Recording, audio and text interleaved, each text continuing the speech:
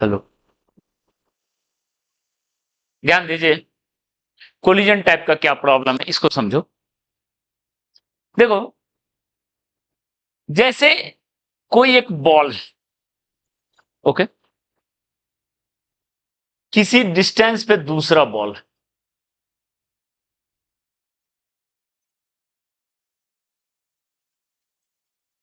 ठीक है, वही लाइन है। इसका वेलोसिटी है, मान लेते हैं v1, और इसका स्पीड है v2। इसके बीच का डिस्टेंस है l, ओके। तो क्या ये कोलाइड करेगा? यस, कोलाइड करेगा। स्मूथ सरफेस है, ठीक है। ये स्मूथ सरफेस है, कांस्टेंट स्पीड से जा रहा है, तो ऑब्वियस है यही लाइन में ऐसे चलते चलते यहां पे मान लेते हैं कोलाइड कर गया, ठीक है। They will collide. क्यों वो कोलाइड कर रहा है? क्योंकि अपोजिट डायरेक्शन से ही मतलब नहीं है, अपोजिट डायरेक्शन से ही मतलब नहीं है। मान लो, यहां ध्यान दो, एक का चल रहा है v1 वेलोसिटी ऐसे, ध्यान दो इधर हम क्या लिखना चाह रहे हैं। इसका लाइन ये है, और दूसरा है v2 से ऐसे, ये भी तो अपोजिट डायरेक्शन चल रहा है। क्या वो कोलाइड करेगा? नहीं कोलाइड करेगा। वहां कोलाइड कर रहा है। कोलाइड इसलिए कर रहा है कि जो लाइन ऑफ मोशन है सेम है, लाइन ऑफ मोशन सेम है। इसको आप अनदर लैंग्वेज में, फिजिक्स के लैंग्वेज में क्या बोलोगे? When relative velocity is towards the target, they will collide.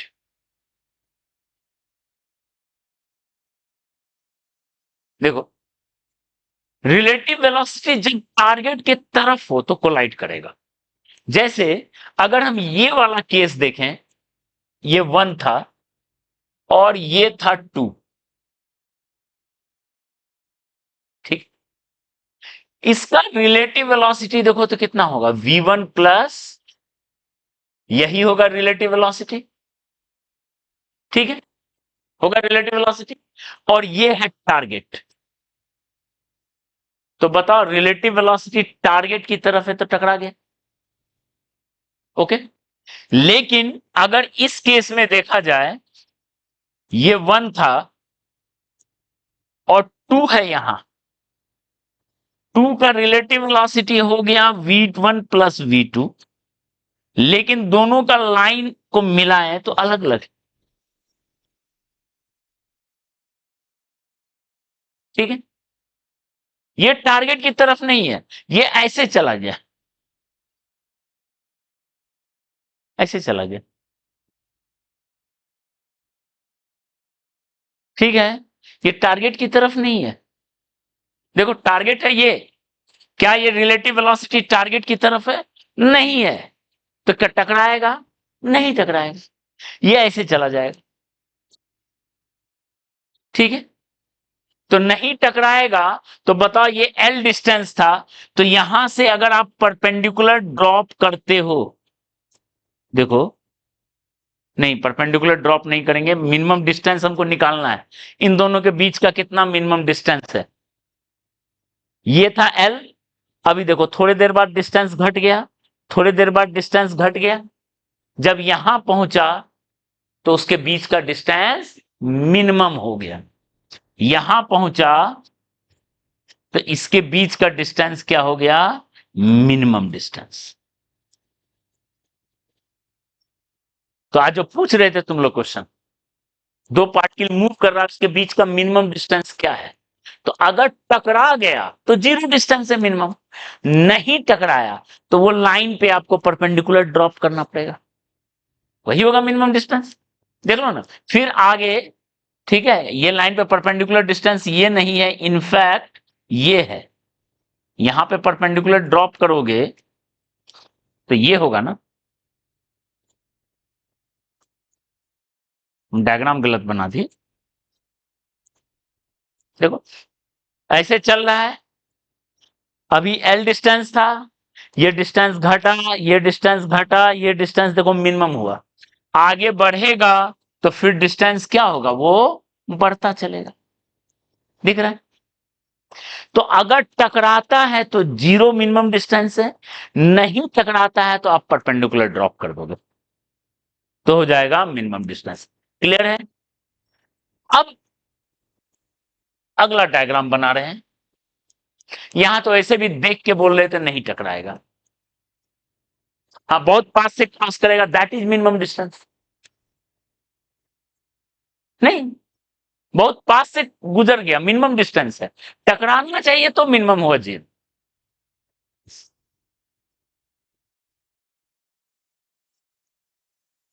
हाँ ठीक है, तो distance of closest approach that is minimum distance.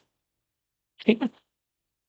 अब देखिए ध्यान से, अगला जो डायग्राम बना रहे तब आपको रिलेटिव का समझ आएगा। अभी तक तो देख के ही हम बता दे रहे थे वो टकराएगा कि नहीं। अगला जो डायग्राम बना रहे हैं ध्यान दीजिए,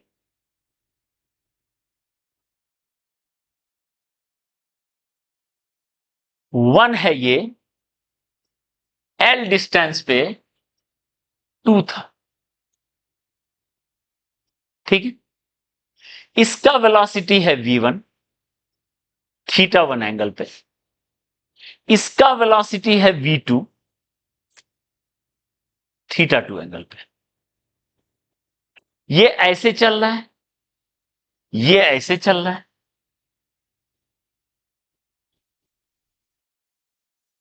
ठीक है, क्लियर है? अब सवाल है, विल दे कोलाइड और नॉट?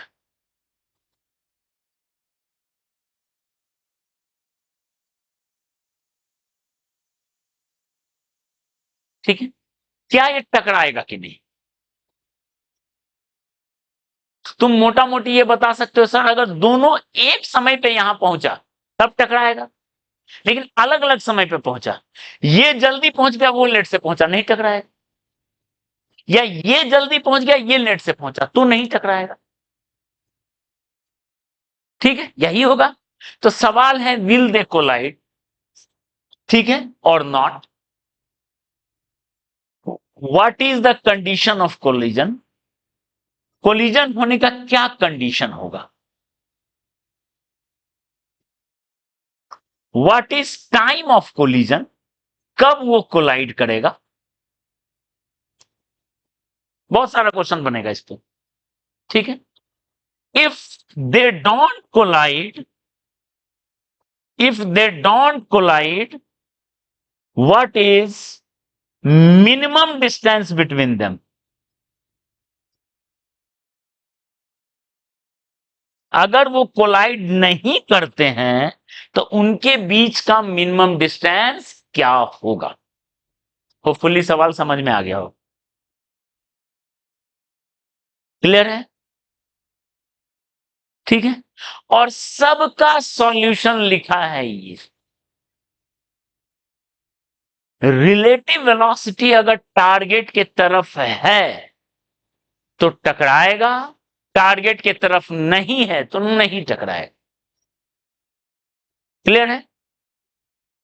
ओके, तो हमको निकालना है रिलेटिव वेलोसिटी। ओके, समझ में आ रहा है? क्वेश्चन एम्बिग्युइटी वाला है, वो टकरा, पहले अगर दोनों एक साथ पहुंचा तो टकराया, अलग अलग पहुंचा तो नहीं टकराया। अगर इसको ग्राउंड से देखा जाए, if they reach given point, ये पॉइंट पे simultaneously they collide, else not, वो कोलाइड नहीं करेगा। लेकिन इसको रिलेटिव से देखना ज्यादा अच्छा है। ठीक है, समझ में आया क्वेश्चन क्या है? क्वेश्चन समझ में आया? अब देखो इसका सॉल्यूशन क्या है। पहले हम निकालेंगे रिलेटिव वेलोसिटी। पहले कैलकुलेट रिलेटिव वेलोसिटी। ध्यान दो, हम रिलेटिव वेलोसिटी को कैलकुलेट करेंगे। ठीक है, दैट इज V21। V21 लिखते हैं, 2 का किसके रेस्पेक्ट में है? 1 के रेस्पेक्ट में। तो लॉजिक क्या है? 2 का ग्राउंड के रेस्पेक्ट में माइनस 1 का ग्राउंड के रेस्पेक्ट में, ये लिखते हैं जो अभी लिख रहे थे। रेन का ग्राउंड के रेस्पेक्ट में माइनस मैन का ग्राउंड के रेस्पेक्ट। ठीक है, इसको आप प्लस वाइज सिंबल से भी लिख सकते हो। दैट इज इक्वल टू, इसको that is equal to V2 ground plus minus, हमको इस पे ध्यान देना है, इस वाले पॉइंट पे ध्यान देना है। इसको ध्यान दे दो, काम बन जाएगा। ठीक है, तो चलो इसको देख लो, सब सॉल्यूशन को देख लो। 1 से 2 को मिलाएंगे, 1 से 2 को देख रहे हैं।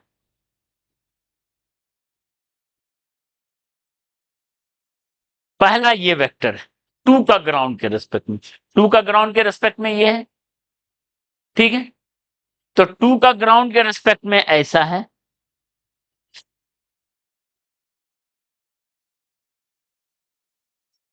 सबको कंपोनेंट में ब्रेक कर लो, सबसे बेहतर है, सबसे बेहतर है कंपोनेंट में ब्रेक कर लो। आप शुरू में ही कंपोनेंट में ब्रेक कर लो ताकि लगाना आपको आसान लगे। इसका ये कंपोनेंट कितना हो गया? V2 cos θ2 हुआ, और ये कंपोनेंट कितना हो गया? V2 sin θ2। वहां देखिए V1 cos θ1, और यहां V1, यही था। ओके, अब क्या कर रहे हैं, अगला स्टेप ध्यान दो। 1 के रेस्पेक्ट में हम 2 को देख रहे हैं, 1 के रेस्पेक्ट में 2 को देख रहे हैं। ठीक है, तो पहला वेक्टर है ये, इसको ड्रॉ कर लो, ये और ये V2 sin θ2 और V2 cos θ2। अगला क्या है? माइनस ऑफ दिस, ये पॉइंट को समझो, माइनस मतलब उसका वेलोसिटी को उल्टा करके लगाना है, उल्टा करके लगाना है। उल्टा करके कैसे लगाएंगे? ये अगर ऊपर है तो उसका उल्टा क्या होगा?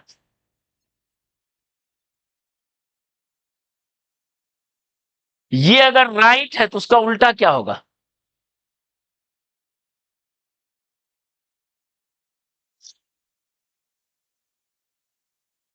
क्लियर है?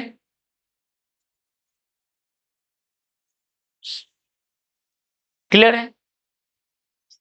तो बताओ, अब ये 4 वेक्टर है, ये दोनों उल्टा डायरेक्शन में, ये दोनों सेम डायरेक्शन में, तो ये तो सीधा सीधा ऐड हो जाएगा। ठीक है, सीधा सीधा ऐड हो जाएगा। अब बताओ, ये है पूरा रिलेटिव वेलोसिटी का, ये है पूरा रिलेटिव वेलोसिटी जिसके बारे में हम लोग को पूछ जानना था, और ये है टारगेट, ये है टारगेट। ठीक है, कब टकराएगा? जब रिलेटिव वेलोसिटी टारगेट के तरफ होगा। ठीक है, तो बताओ, ये पॉइंट तो टारगेट के तरफ है, लेकिन इसकी वजह से ट्रबल हो सकता था। अगर ये एक दूसरे को कैंसिल कर दे तब तो पक्का टकरा, तब तो यही बचा। ठीक है, तो विल दे कोलाइड और नॉट, मे और may not be, may be और मे नॉट बी, इसका आंसर होगा। डिपेंड करता है सिचुएशन पे। And what is the condition of collision? V2 sin θ2 equal to, आ गया answer, V2 sin θ2 equal to, रटना नहीं है, समझना है। ठीक है, जब ये रिलेटिव वेलोसिटी टारगेट की तरफ होगा तभी ना टकराएगा। तो जब इसको ये कैंसिल करेगा तो ये अपने आप इधर हो गया, हो गया। तो अगर ये कंडीशन होगा तो टकराएगा और ये कंडीशन नहीं होगा तो नहीं टकराएगा। क्लियर है? What is time of collision?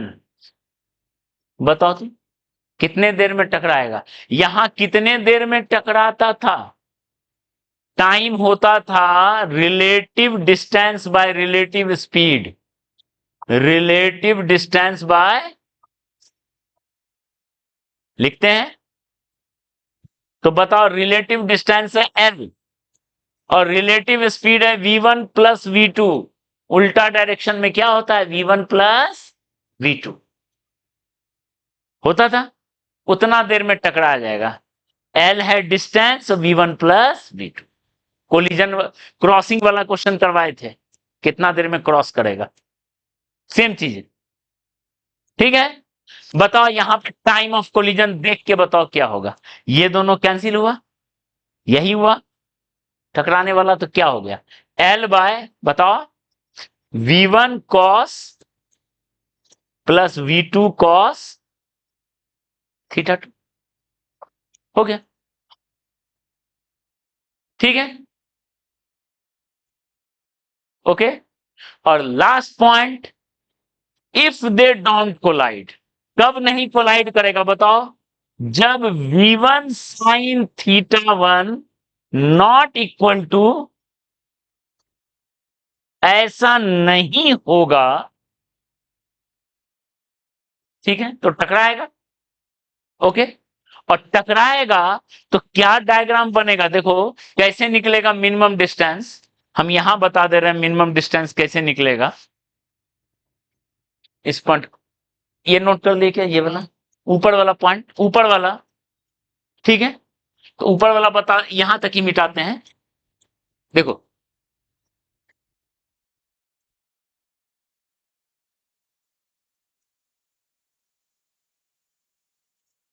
ध्यान दो, मिनिमम डिस्टेंस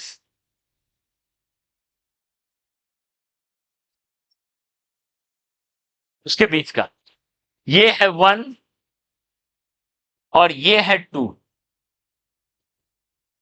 ठीक है, एक पार्ट हो गया ये, एक पार्ट हो गया ये, ठीक है। और एक पार्ट क्या हो गया? देखो ये पार्ट हम लिख देते हैं अगर, v1 cos theta 1 plus v2 cos theta 2, ये वाला पार्ट हो गया। और इन दोनों में मान लेते हैं ये ज्यादा है, सपोज ये ज्यादा है, तो इधर हो गया v2 साइन थीटा 2 माइनस, यही हो गया। तो बताओ रिलेटिव वेलोसिटी नेट कितना हो गया? इन दोनों को मिला दो, ये हो गया नेट रिलेटिव वेलोसिटी।